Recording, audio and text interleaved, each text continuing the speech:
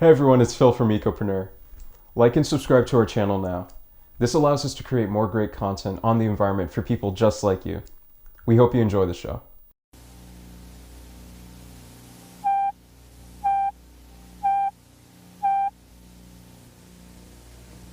This is a new science, socio-cyberneering. And this is its inventor, the extraordinary Jacque Fresco. He's my guest this weekend on News Weekend.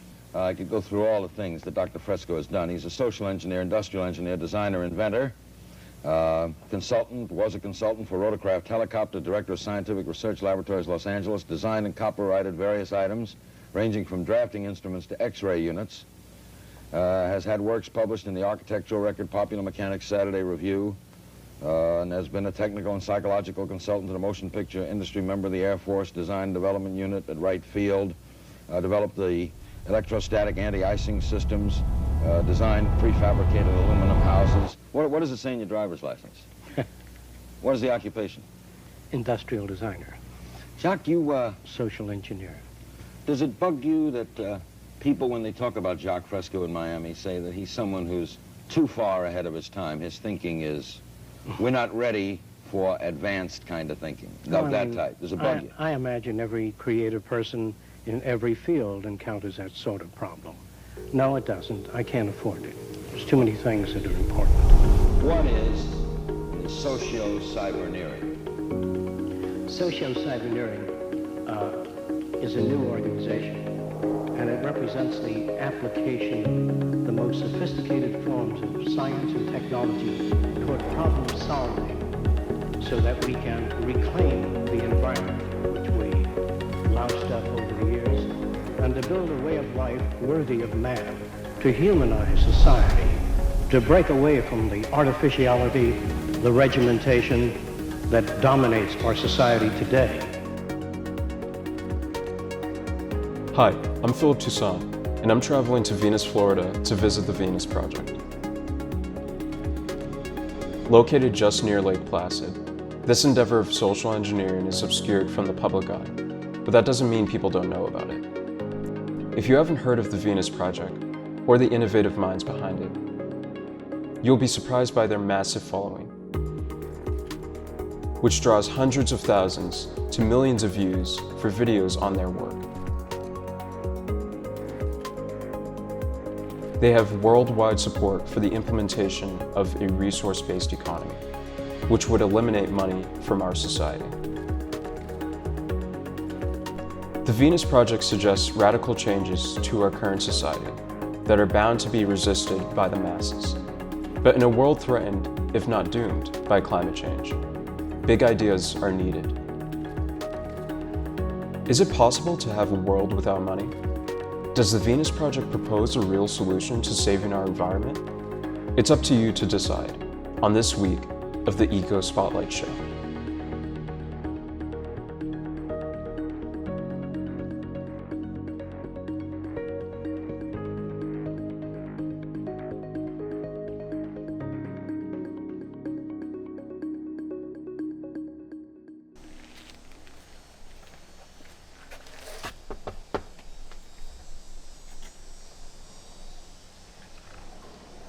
Hey Roxanne, how you doing? Hi, Phil. Hi, Right? yes, nice to meet you. Nice to meet you too. I'm glad you could make it to Yeah. Venus, Florida. Yeah. Would you like to walk around now? Yeah, I would and love see to. what we're doing here and see the facilities? Most definitely, yeah. Great. Let's go check it out.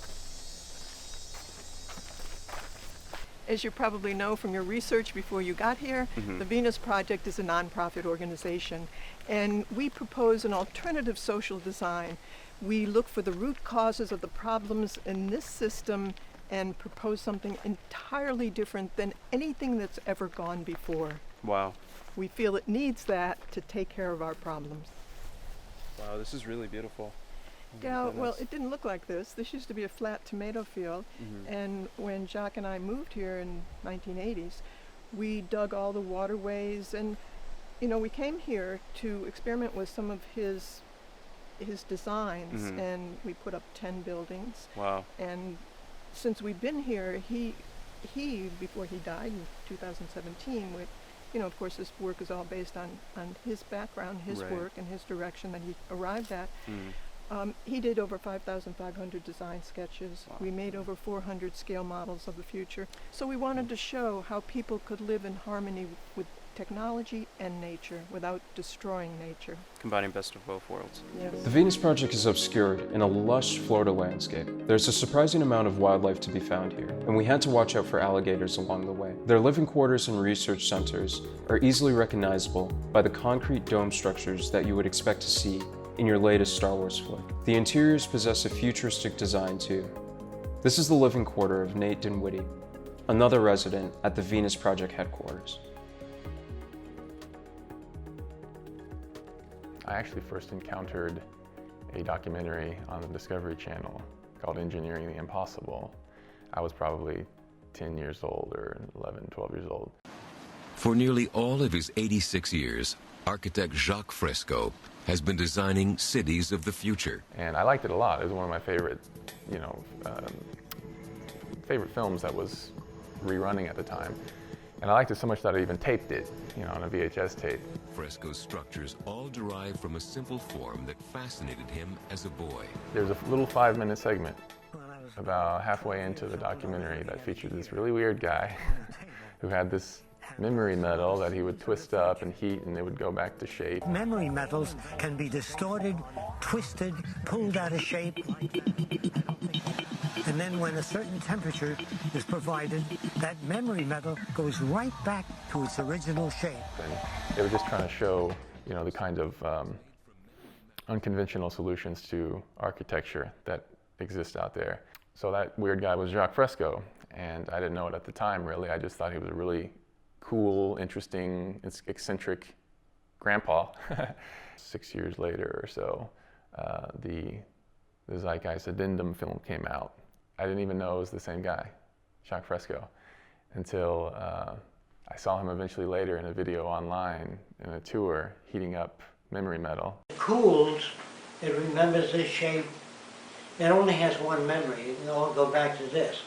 But if you took 2 inches of the metal, and he appeared special to me as well, because all that I had been learning in philosophical studies, the different approaches people were taking, the very narrow viewpoints they were taking, finally there was this guy that had this very well-rounded, broad perspective that took into account so many different arguments throughout the discourse of philosophy and kind of synthesized things to make it workable, to do something. He was born in 1916, so he grew up in a time when there was a lot of prejudice against a lot of different people. Right. Because of the Great Depression, when he was young, about 14, he didn't want to be a burden to his family that couldn't afford him. Just like many other kids, he became what they called wild boys of the road. And then he went to California and he found out that they were labor jobs at farms. Right. And they would chisel people down. How many want to work for $3 an hour? And all the hands went up. How many for $2? Some of the hands went up. How many for $1? And dwindled it down and down, which Jacque found very offensive. At Elmsford, New York, and in 1,400 other communities of the land, buildings for new civilian conservation corps camps are going up. He In many a saw town, his the friends coming and CCC people camps that were close to thrown out of their apartments and living in streets and getting fed by soup kitchens and bread lines. And Jacque didn't understand this because he saw that there were still products in the stores, and there was still arable land to grow food, but they weren't growing food. There were still people who were technical that wanted to work, and they were thrown out of their apartments because they didn't have money in their pockets.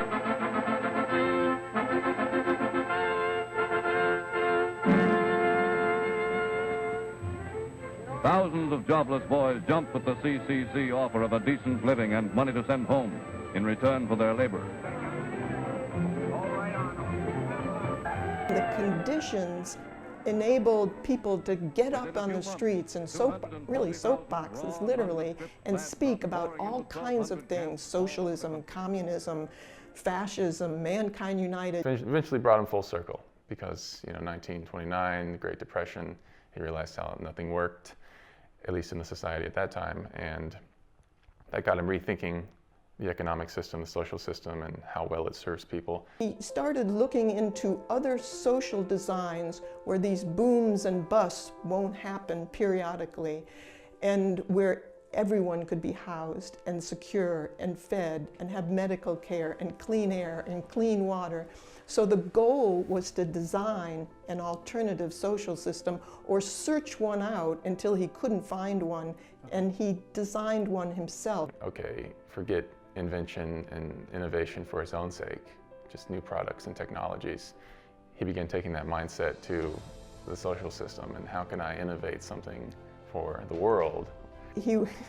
When he was very young, he always told the story about his grandfather told him, don't pledge allegiance to the flag when he was waving a little flag. When he was very young, he said, pledge allegiance to the earth and everyone on it. There is no German science or French science or women's science or men's science or Greek science. There's science and everyone can learn that. And that eventually got him into aircraft. It was the beginning of the aircraft days, and that was a fascination for him. So he learned technical illustration and learned how to design his own aircraft. They asked, did you go to school for aviation? No. Is your father in aviation? No. He said, we can't hire you. And then he pulled out his drawings, and they looked. They said, you're hired.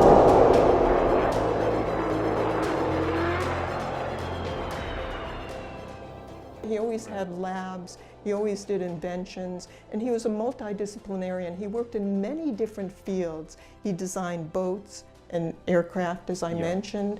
He worked with drug addicts and alcoholics to test out his theories on behavior. Because he got into studying psychology, and it's not a psychiatrist, but he would consult with people about their problems in their life and try to help them and give them a way forward. And so he learned a lot about the human mind, you might say, human psychology. By doing that, he did that for about a decade, and I think that helped inform him into some of the more complex issues. How did he turn his intelligence into wealth? Into wealth? Yeah. Well, I would say the wealth was his intelligence. You don't have to use any of the system today. Let me briefly say this. You have a bumper in front of your car, behind your car. But your society, your car's hit on the side also. You have safety belts and harnesses in your car. But that assumes that you're going to be hit by the rear or in front. If you're hit on the side, you go right through the side of the windshield. What good are these approaches? You've got to design a society with a bumper all around the car, phase out human drivers, put electronic guidance systems in cars, or eliminate the automobile and design a holistic transportation system. We must put our mind to this as we do to put a man on the moon. We must put our mind to the social problem. We wish to get away from politics. We wish to get away from the old world method of solving problems. If you can barely understand what it is I'm trying to say in this short period of time, please investigate socio-cybernetic. Are you saying? Eventually he got tired of just talking about it and wanted to build something. So in 1980, they acquired land in Naples, 40 acres, and he had this nice schematic plan, this site plan for what they were going to build there. A very orderly, circular arrangement for the different members to live there and share a central hub. And, but financially that didn't work out, so they moved here to Venus eventually. So Jacque sold a house and some land, and we started this project. So it's not what we wanted to build, it's what we could afford to build. It's beautiful. We built about 10 structures of Jacque's designs, and of course he had a background in building homes and boats and cars and planes. These are made to blend in with the environment, meaning this is hurricane country. Right. So these will withstand, more than anything that I know of, hurricanes. They're fireproof, they get stronger with age, they're made of concrete and steel. And a lot of times the environmentalists don't want to cut down the forest, but they live in wooden houses. Okay, yeah. So we experimented with other processes. This could be pulled off a mold and made, laid like eggs by the hundreds a day. Right. And it's very good for doing 3D printing as well. How is this project, as Fresco described, an emblem of hope? Because it advocates the distribution. I'll put it this way, our problems are technical today. They're not religious, they're not political, they won't be solved with military means, they're not philosophical. They're really based on what our needs are. Everyone needs the same thing: clean air, clean water, arable land. Understanding that this is a technical project, it becomes an engineering project, and it's based on a global scale to enable to provide people with those needs. So I think if it was demonstrated, like we would like to do, to build a first community, a larger community than what we have here at Venus, in Venus, Florida, where we would have maybe about 400 or 500 people. It would be self-sustaining. People could live there without money. We would have an exhibition to show people what the future could be like in what Jacque called a resource-based economy. A resource-based economy operates on the basis of available resources and makes those resources available to every human being on Earth, free of charge, without a price tag. So we have today more than enough resources to build a far more advanced society. I'm not talking about limited handouts so that people just get by. I'm talking about a very advanced civilization. We have the resources, we have the technology, all we have to do is apply it.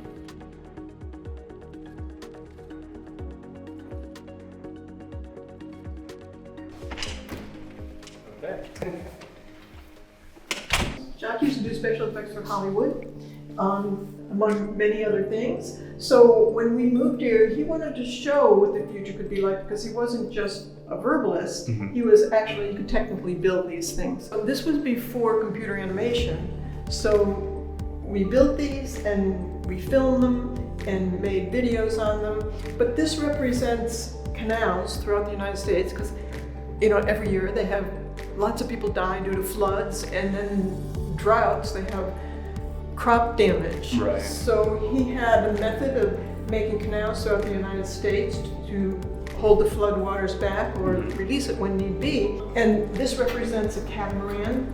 And moving bulk freight on water is the least expensive in terms of energy output. So with 1 pound of water pressure, you can move a ton of weight right over and have research centers or schools. But when he realized we were having trouble with climate change and the rising water level, then he talked about building canals from the shore levels to below sea level deserts. And we calculated that we have twice as much basin area to hold the worst conditions that scientists are predicting. Okay, so these are some of Jacque's aircraft designs. Jacque started doing aircraft when he was very young, and he designed aircraft for Northrop and for the military. We made some of his designs. He has over 5,500 design sketches, which he did in 41 years since he knew me, that we've all digitized. And these are just some of his designs, where this is a helicopter, the middle stays stationary, and the jets are on the outside, and the outside wings go around, and it goes up, and then it goes forward. Wow. And this is another one where it goes up like that, and then it locks into place, and it goes forward. The idea of this is the fuselage, which is dead weight for the plane. The only lift is in the wings. And so Jacque was a huge proponent of the flying wing, and he tried to get that off the ground a lot of times when he worked with the aircraft industries. The passengers are in the wing, so the whole surface is lift. That's the idea of that. Jacque really didn't feel we should be going into outer space, that we need to take care of our problems here on Earth, get rid of the artificial boundaries. Then, if people want to go into space, they can do that as a joint venture. So we don't have weapons of mass destruction going around in outer space. But you'll see on all his outer space projects, he would always have joint venture, cybernated JV joint venture, where all of the nations would join together and work on the project as a joint venture. This could be the Arts and Entertainment Building, and you'll notice that all his shapes are curved. That's much stronger than a flat roof, and this is all solar. Another reason why he did the dome, because once you put the skin on, it's very strong, and you can take down all the structures inside and make different floors, or you don't need any structures to hold it up once you put the skin on. And it uses the least amount of material to cover the most space. And a lot of times people say, well, I wouldn't want to live in a dome, but they've been living in a dome all their lives. The simplest shape that evolved to protect your brain. In the beginning, it was a lot of learning on my end, but I was very interested in learning as much as I can because I realized when I used to go to his lectures at his home that if I don't learn something that I could participate in, I would be worthless to this project. Were you intimidated by him when you first met him? There was a lot I wanted to learn that I couldn't put together. I admired what he was saying, and he made so much sense. He didn't try and talk over people. He always tried to reach people at their level. In his book, The Thing That Money Can't Buy, he described you as his dearest friend and companion. Can you describe to me the nature of your relationship with Fresco? I was essentially his life's partner for 41 years. We went on tour after Jacque and the project, and I became more popular when the internet came out. This was not me wanting to help Jacque do this project. I was invested in this project because I think it's the sanest direction we can move toward. It was a very instructional relationship, as it generally is when Fresco first meets somebody, to bridge that difference or to introduce a new value system and a new social system. What he talks about is quite contrary to the values that we learn in society today. Everything that we learn, all our values of good and bad, right and wrong, what's beautiful, what's ethical, what's criminal, are given to us by our outside society. So this is a city, but it is just conceptual to demonstrate that you design 1/8 of the city with people from many different disciplines working together, interdisciplinary, and when they get it as they like it, then they duplicate it. So on the outskirts, there's clean sources of energy, parks, recreation, biking, hiking paths. We do put golf in here. And the whole idea is you go to the clubhouse, you check out the very finest clubs, you use them, you bring them back, they're kept in key shape, so everybody has access to them. And that's similar to everything else. This is a waterway, and this is indoor agriculture and outdoor agriculture. Now, the size of this would vary depending on the number of people. This is multi-decked agriculture and research in agriculture.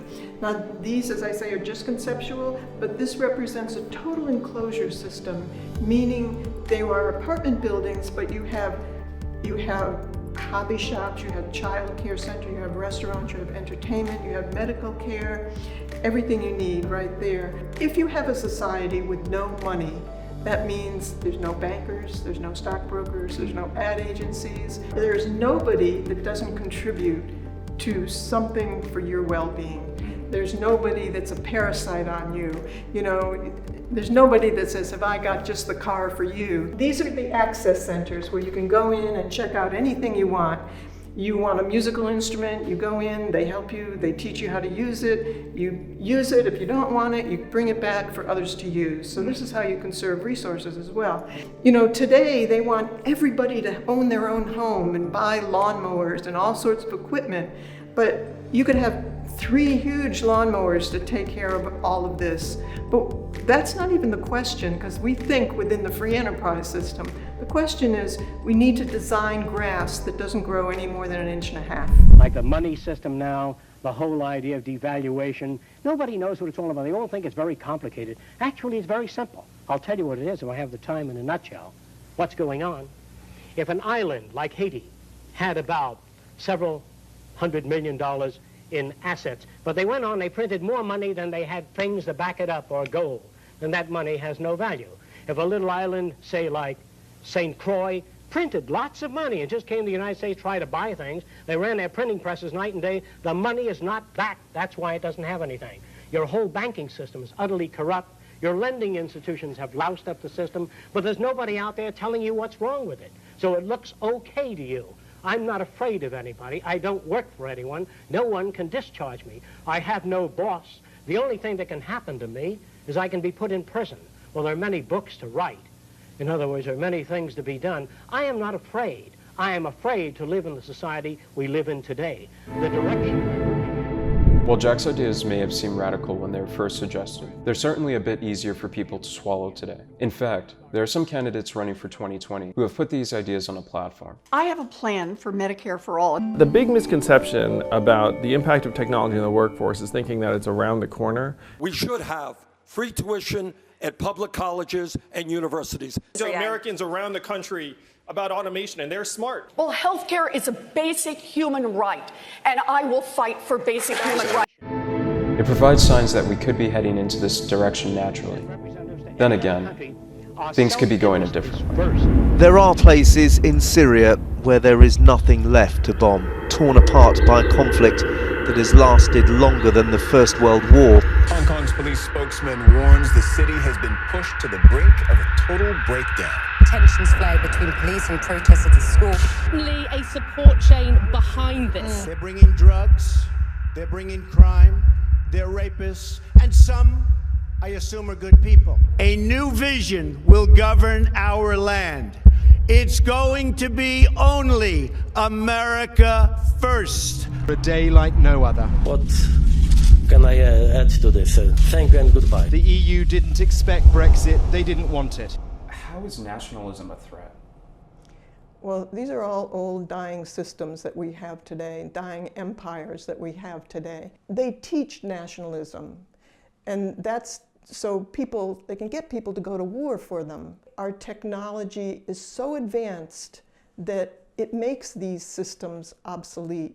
With what we could have, our technology is racing forward, but our social designs are old, and they try and maintain these old spectrums of nationalism and patriotism, my country right or wrong. So what we need is a new goal, a new direction for society, and this is what's missing. There isn't one, and this is what Jacque worked on all his life. So what we have to devise is a system to make goods and services available to everyone without money, without barter, without credit, without servitude of any kind.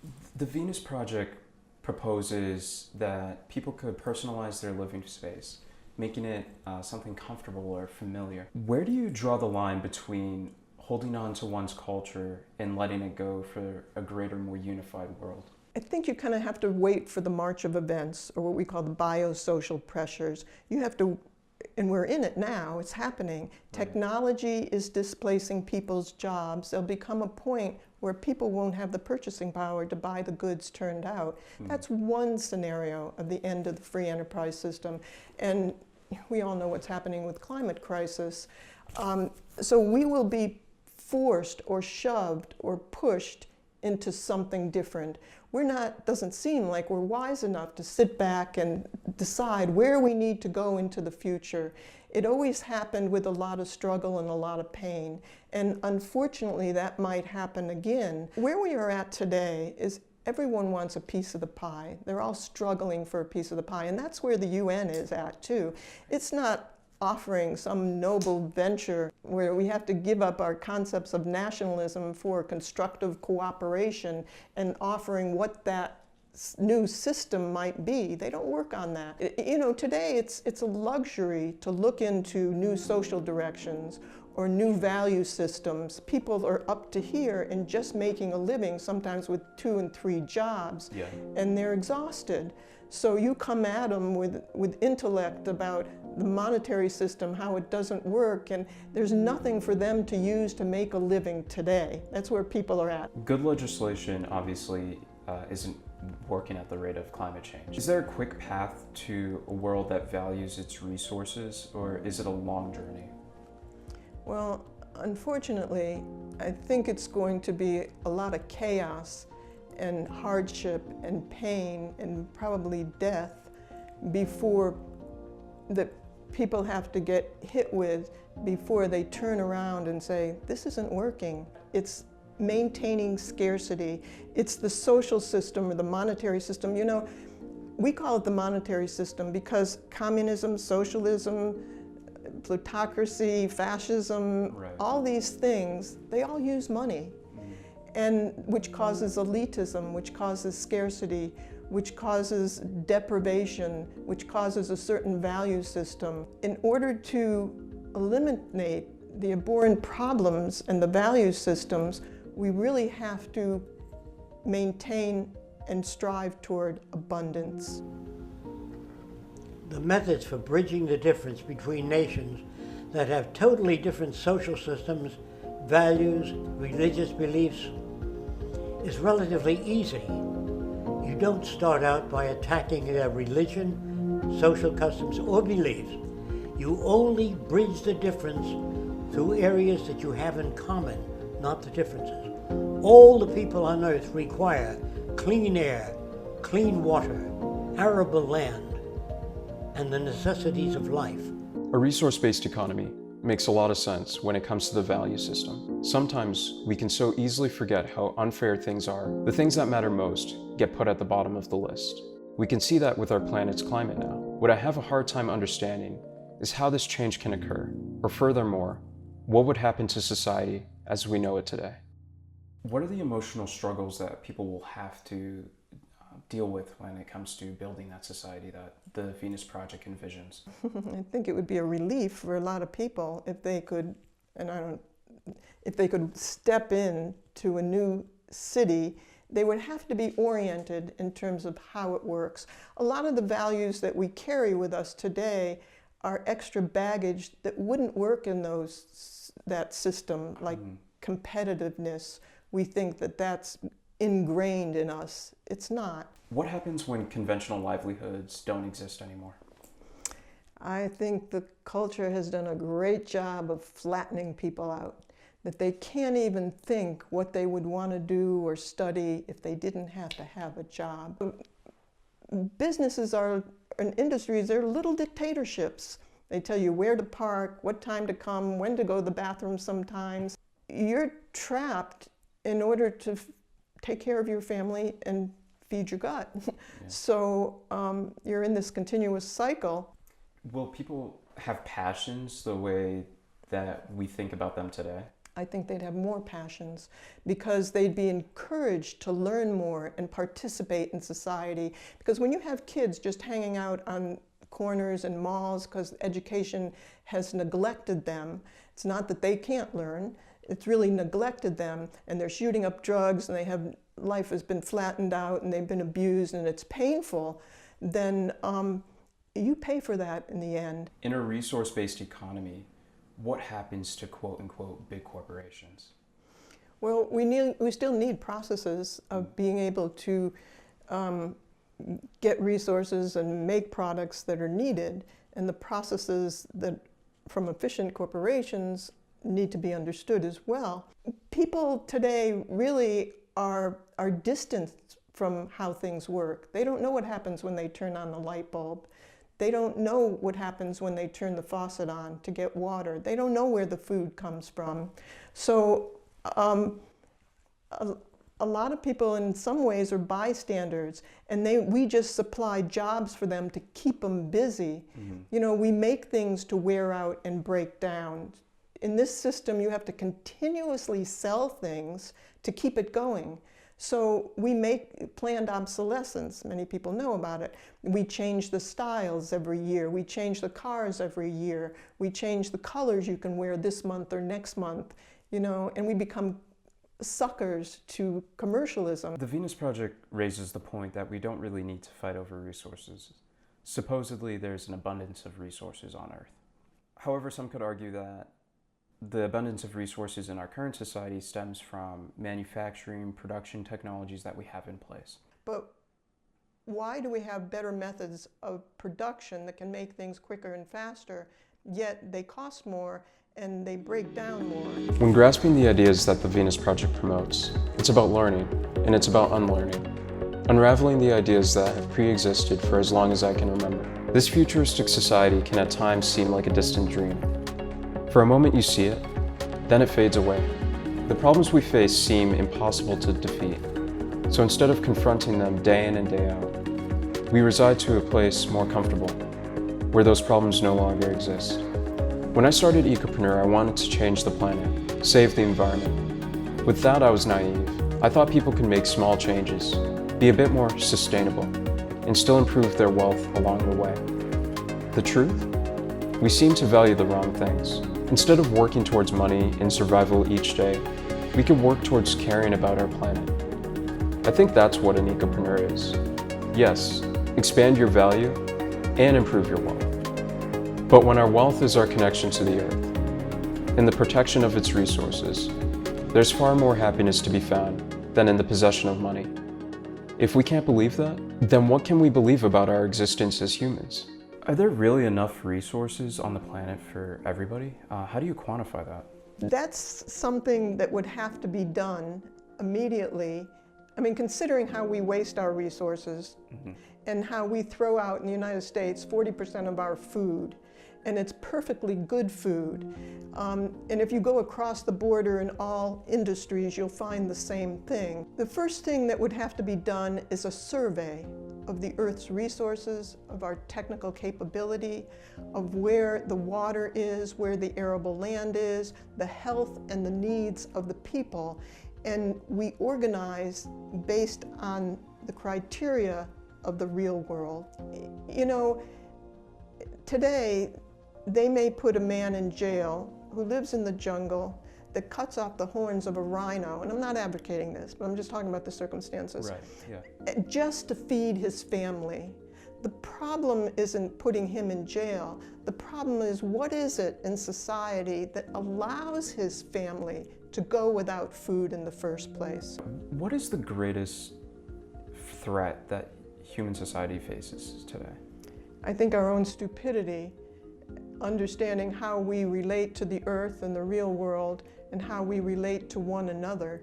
How would the fully realized Venus Project combat climate change? Anything that's detrimental, we would not do.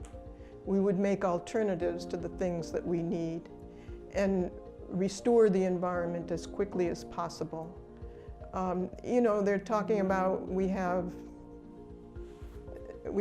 12 years and now it's less than that. And a lot of the people who have been working on this, if you speak to them privately, they say that what we have already done, the consequences are yet to be seen. So it's inevitable that it's going to get much worse. What is your message to our viewers about how we can effectively combat climate change? Well, I think a lot of people are trying to do what they can today, but the system keeps rolling on, and it looks like patchwork. Just like the environmentalists might get money to buy thousands of acres of land to keep it commons and pristine. You get another politician in office and you see the loggers on that land. There is no security in the monetary system. You can save up hundreds of thousands of dollars in the United States, you get cancer, you can kiss it all goodbye. So we really need a total change in the way we organize our priorities, the way we organize our resources, and it has to comply with the carrying capacity of the planet. And I would encourage people to look into a viable alternative called the Venus Project and the resource-based economy that we advocate. What does it mean to be human? I don't think we personify that yet.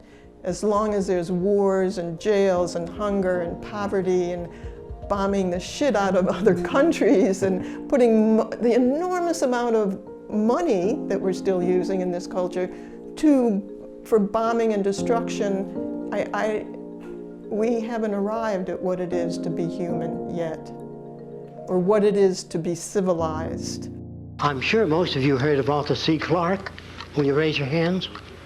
Good. He said that if he wrote a book that everybody enjoyed and understood, he said he wouldn't be saying anything new.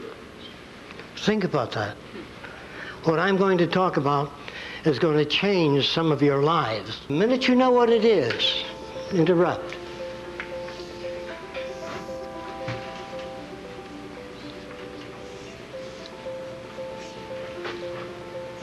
Sinking ship, the Titanic. What is it? Titanic. Okay, great. Now, if he didn't call that, remember there's no ship there at all. There was enough bits for his associative memory to put that together. Now, you know that's not a ship. Now, what is this?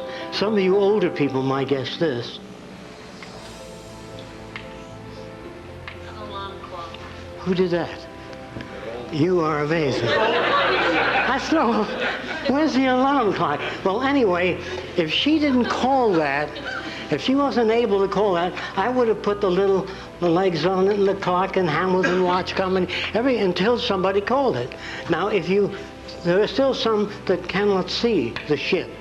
So I would have gone all along, put all the windows in, Titanic, everything, till somebody got up and said, yeah, Titanic. Well, this is an attempt to prove that all of us are capable of making decisions and arriving at a conclusion without all of the information prepared for us. That is a unique quality in human beings. This is just to prove that people can put something together. And I'm going to try to explain to you just what creative thinking really is. Thanks for watching this episode of EcoSpotlight. If you like what you saw and you'd like to see more, like and subscribe now. Want updates on green news? Subscribe to our weekly newsletter at ecopreneurmedia.com.